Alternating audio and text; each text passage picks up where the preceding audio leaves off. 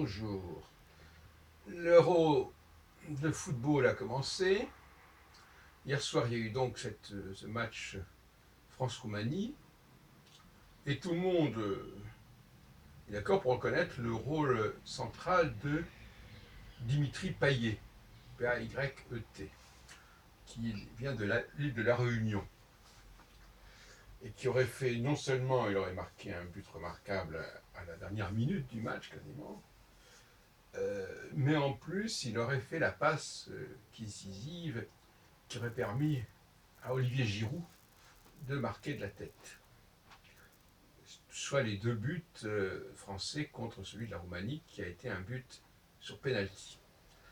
Et je voudrais resituer ça d'un point de vue astrologique, à savoir le problème de la phase, ce que j'appelle la phase de conjonction, qui est une phase qui favorise particulièrement la mise en avant d'un leader, d'un homme providentiel, d'un homme qui, à lui seul, fait fonctionner une équipe, cette équipe étant par elle-même, quelque part, réduite à une certaine forme d'impuissance. Et c'est tout à fait cela. Ça nous résume excellemment bien cette dualité, cette dialectique. La phase, au sens de l'astrologie que je défends, qui consiste à être marquée par la formation de ce fameux triangle sidéral dont je parle désormais, où Saturne vient prendre sa place au mi-point de deux étoiles fixes royales qui l'encadrent, et ce qui va prendre à peu près 3 ans et demi pour qu'il aille d'une conjonction de la première à la conjonction avec la seconde.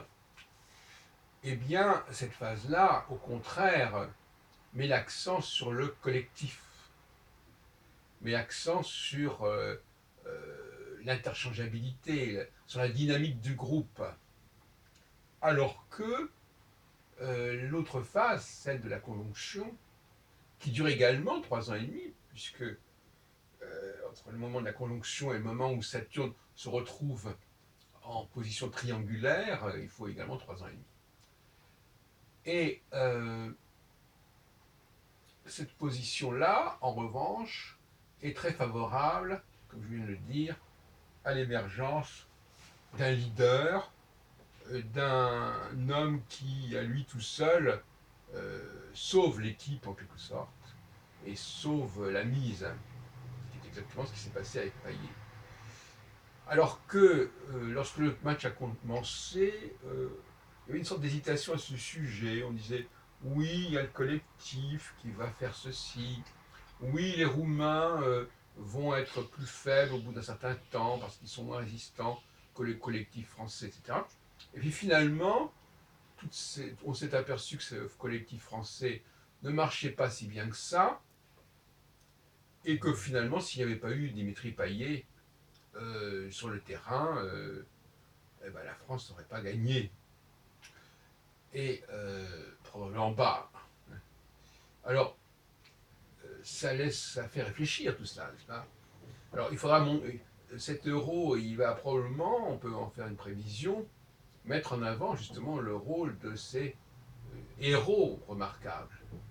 Et d'ailleurs, à la sortie du match, les supporters de la fan zone où j'étais au Champ de Mars criaient merci Payet, merci Payet. C'est quand même étonnant. Une foule qui crie merci Payet. Ça tombe dans le culte, ça bascule dans le culte de la personnalité. Voilà. Voilà ce que je veux dire. Alors je terminerai cette petite causerie en réagissant à des propos que j'ai dû entendre, je ne sais pas, sur Radio Notre-Dame ou sur France Inter, concernant l'enfant, le ressenti de l'enfant. On nous dit qu'on a pris conscience que l'enfant souffrait, etc. Je voudrais quand même apporter un bémol à ce sujet, parce que la souffrance dépend des personnes, et notamment dépend du sexe, selon moi.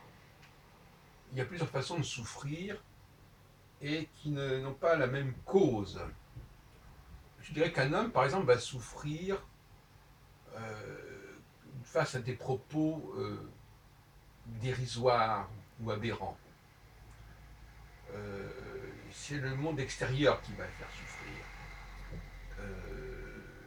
Les femmes vont plutôt souffrir d'un ressenti personnel, de ce qui leur est arrivé, d'incidents de parcours, de contrariétés personnelles.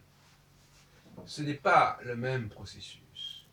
Et je terminerai en disant qu'il ne faut pas chercher à aligner la souffrance des uns sur la souffrance des autres et ne pas considérer qu'elle a les mêmes causes, les mêmes raisons.